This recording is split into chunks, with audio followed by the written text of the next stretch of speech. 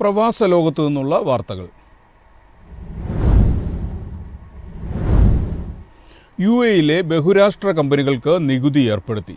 2025 ജനുവരി 1 മുതൽ വൻകിട മൾട്ടിനാഷണൽ കമ്പനികൾക്ക് 15% നികുതി നൽകേണ്ടി വരും.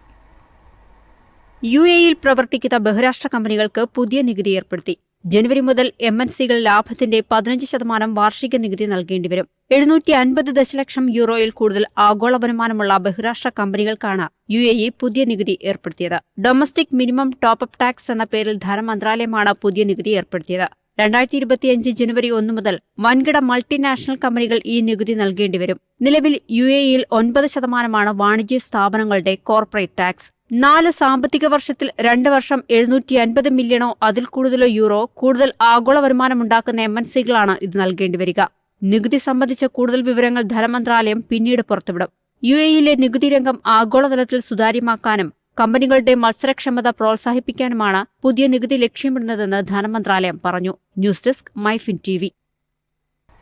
ആദ്യ റോക്കറ്റ് വിക്ഷേപണം നടത്തി ഒമാൻ. 2025-ൽ 3 റോക്കറ്റുകൾ കൂടി വിക്ഷേപിക്കാൻ പദ്ധതി.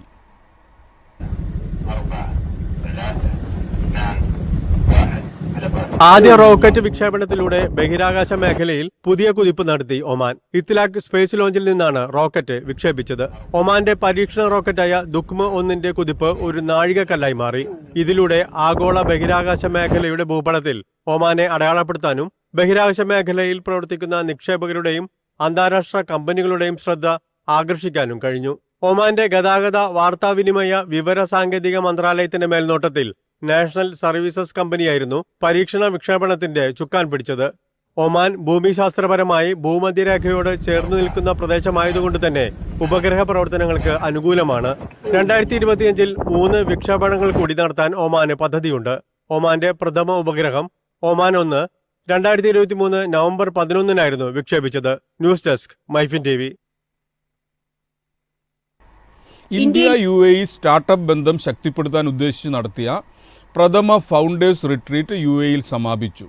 ഇന്ത്യയിൽ നിക്ഷേപം നടത്താനും ഇന്ത്യൻ സ്റ്റാർട്ടപ്പുകളെ രാജ്യാന്തര തലത്തിൽ വികസിപ്പിക്കാനുമുള്ള UAE-യുടെ ശ്രമമായിരുന്നു ഇത്. ഇന്ത്യയിലെ ഗിഫ്റ്റ് സിറ്റിയിൽ അബുദാബി ഇൻവെസ്റ്റ്മെന്റ് അതോറിറ്റിയുടെ ഫണ്ട് പോലെ തന്നെ നൂതന സംരംഭങ്ങൾ സ്ഥാപിക്കുന്നതിൽ UAE ശ്രദ്ധ കേന്ദ്രീകരിക്കുന്നുണ്ടെന്നും സമ്മേളനം വ്യക്തമാക്കി. ഇന്ത്യൻ പ്രതിഭകളുടെ കഴിവും UAE-യുടെ പിന്തുണയും സമന്വയിക്കുമ്പോൾ സ്റ്റാർട്ടപ്പ് വളരുമെന്നും പൊതു സ്വകാര്യ പങ്കാളിത്തത്തിനും നിക്ഷേപത്തിനും അതിരുകൾ ഭേദിക്കാനാകുമെന്നുമാണ് റിട്രീറ്റ് തെളിയിക്കുന്നതെന്ന് സ്ഥാപകൻ ഉത്സവ് സൊമാനി പറഞ്ഞു. നിലവിൽ $2000 കോടി ഇന്ത്യയിലെ വിവിധ പദ്ധതികളിൽ നിക്ഷേപിച്ചിട്ടുണ്ടെന്നും അത് സ്റ്റാർട്ടപ്പ് മേഖലയ്ക്കും ഗുണം ചെയ്യുമെന്നും അദ്ദേഹം സൂചിപ്പിച്ചു. ഇന്ത്യ UAE സമഗ്ര സാമ്പത്തിക പങ്കാളിത്ത കരാറിന് കീഴിൽ സ്ഥാപിതമായ UAE ഇന്ത്യ സ്റ്റാർട്ടപ്പ് ബ്രിഡ്ജ് പോലുള്ള സംരംഭങ്ങൾ സഹകരണത്തെ കൂടുതൽ ശക്തിപ്പെടുത്തുമെന്ന് ഇന്ത്യയിലെ UAE സ്ഥാനപതി ഡോക്ടർ അബ്ദുൽ നാസർ അൽ ഷാലി പറഞ്ഞു. നൂതനാശയങ്ങൾ, നിക്ഷേപം, വളർച്ച എന്നിവ പരിപോഷിപ്പിക്കാനും അത് ഉപകരിക്കുമെന്നും അദ്ദേഹം പറഞ്ഞു. News desk Myfin TV. കുവൈത്തിലും കോർപ്പറേറ്റ് നികുതി ഏർപ്പെടുത്തുന്നു. 15 ലക്ഷം ദിനാറിന് മുകളിൽ വാർഷിക വിറ്റുവരവുള്ള സ്ഥാപനങ്ങളിൽ നിന്ന് 15% നികുതി ഈടാക്കാനാണ് തീരുമാനം. ജനുവരി മുതൽ MNC-കൾ ലാഭത്തിന്റെ 15% വാർഷിക നികുതി നൽകേണ്ടിവരും. 750 ദശലക്ഷം യൂറോയിൽ കൂടുതൽ ആഗോള വരുമാനമുള്ള ബഹുരാഷ്ട്ര കമ്പനികൾക്കാണ് UAE പുതിയ നികുതി ഏർപ്പെടുത്തിയത്. Domestic minimum top up tax എന്ന പേരിൽ ധനമന്ത്രാലയമാണ് പുതിയ നികുതി ഏർപ്പെടുത്തിയത്. നിലവിൽ UAE-യിൽ 9% വാണിജ്യ സ്ഥാപനങ്ങളുടെ കോർപ്പറേറ്റ് ടാക്സ്.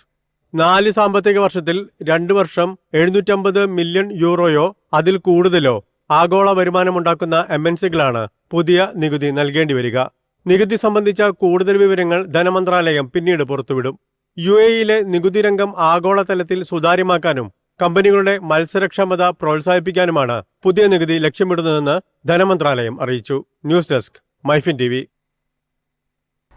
ജുബൈലിൽ വണ്ടർ ഹിൽസ് ശൈത്യകാല ഉത്സവത്തിന് തുടക്കമായി. വ്യത്യസ്ത വിനോദങ്ങളും മത്സരങ്ങളും റൈഡുകളും സംഗീത വിരുന്നുകളും ആഘോഷത്തിന്റെ ഭാഗമായി സംഘടിപ്പിച്ചിട്ടുണ്ട്.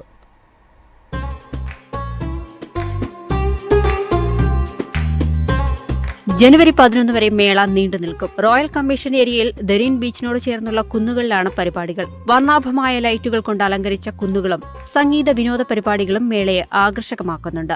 കുട്ടികൾക്കും മുതിർന്നവർക്കും പങ്കെടുക്കാവുന്ന വ്യത്യസ്ത വിനോദങ്ങളും മത്സരങ്ങളും റൈഡുകളും സംഗീത വിരുന്നുകളും ആഘോഷത്തിന്റെ ഭാഗമായി സംഘടിപ്പിച്ചിട്ടുണ്ട്. വൈകിട്ട് 4 മണിയോടെ ആരംഭിക്കുന്ന മേള അർദ്ധരാത്രി വരെ നീണ്ടു നിൽക്കും. പ്രവേശനം പാസ് മുഖേന നിയന്ത്രിച്ചിട്ടുണ്ട്. റോയൽ കമ്മീഷന്റെ റെക്കീം വിൻഡോ ആപ്ലിക്കേഷൻ വഴി ടിക്കറ്റുകൾ സ്വന്തമാക്കാം. മേള ജനുവരി 11 വരെ നീണ്ടു നിൽക്കും. News desk Myfin TV.